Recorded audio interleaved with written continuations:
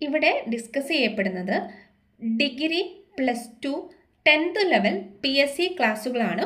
ഓരോ ദിവസവും ഓരോ ടോപ്പിക്ക് വീതം നമുക്കിവിടെ കവർ ചെയ്യപ്പെടും. നിങ്ങൾക്ക് ഇവിടെ നമ്മൾ നോക്കുന്നത് വളരെ ഇമ്പോർട്ടൻ്റ് ആയ പോയിൻറ്റ്സുകളും പ്രീവിയസ് ഇയർ എക്സാംസിൽ എന്തൊക്കെ വന്നു ആ പോയിൻറ്റ്സുകളൊക്കെയാണ് നോക്കുന്നത്. നിങ്ങൾക്കിതൊരു റിവിഷൻ പോലെയോ ഓരോ ടോപ്പിക്കിനെ പറ്റി നന്നായിട്ട് വളരെ ഇമ്പോർട്ടൻ്റ് ആയ പോയിൻറ്റ്സുകളും ഒക്കെയാണ് ഇവിടെ ഡിസ്കസ് ചെയ്യുന്നത്. ഇന്ന് നമ്മൾ ഡിസ്കസ് ചെയ്യുന്നത് 1857 വിപ്ലവമാണ്, അതായത് ഒന്നാം സ്വാതന്ത്ര്യ സമരം. നിങ്ങൾ ഈ ക്ലാസ് കേൾക്കുമ്പോൾ ഇയർഫോൺ ഉപയോഗിച്ച് കേൾക്കാൻ നോക്കണം. നിങ്ങളിപ്പോൾ വർക്ക് ചെയ്യുകയാണ്, അതായത് വീട്ടിലെ കാര്യങ്ങളൊക്കെ ചെയ്യുകയാണ്, അല്ലെങ്കിൽ യാത്ര ചെയ്യുകയാണ്, അങ്ങനെ നിങ്ങൾക്ക് വളരെ കൺവീനിയൻ്റ് ആയിട്ട് എവിടെ പോകുമ്പോഴും നിങ്ങൾക്കിത് കേട്ട് പഠിക്കാൻ പറ്റും. നമുക്ക് ക്ലാസ്സിലോട്ട് പോവാം. ഇതറിയപ്പെട്ട മറ്റു പേരുകൾ എന്ന് പറയുന്നത് ചപ്പാത്തി വിപ്ലവമാണ്, ചെകുത്താൻ്റെ കാറ്റ്, ശിപ്പായി ലഹള എന്നൊക്കെയാണ്.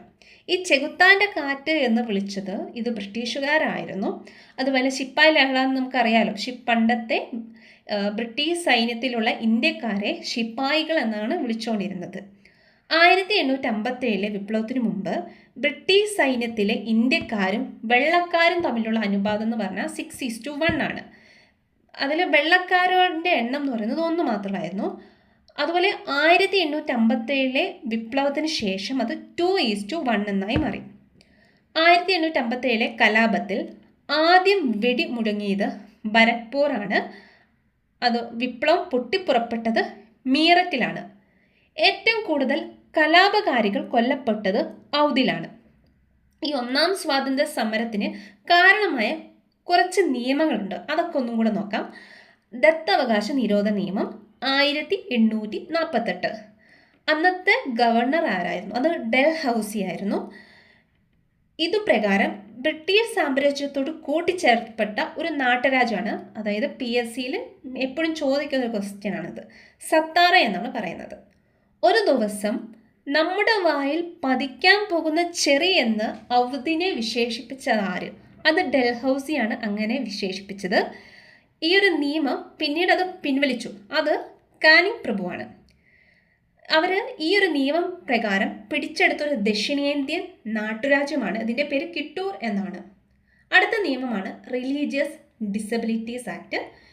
ഈ ഒരു നിയമത്തെ ലെസ് ലോക്കി ആക്ട് എന്നും വിളിക്കും.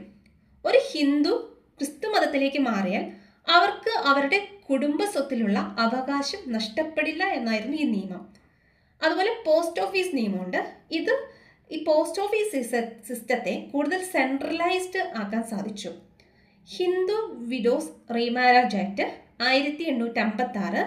ഈ ഒരു കരട് തയ്യാറാക്കിയത് ഡൽഹൌസിയാണ്. ഇത് പാസ്സാക്കിയത് കാനിങ് പ്രഭുവാണ്.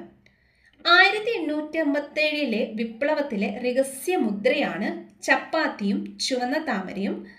അന്നത്തെ കലാപകാരികൾ ചപ്പാത്തി വഴിയാണ് അവരുടെ നിർദ്ദേശങ്ങളൊക്കെ കൈമാറിയിരുന്നത്.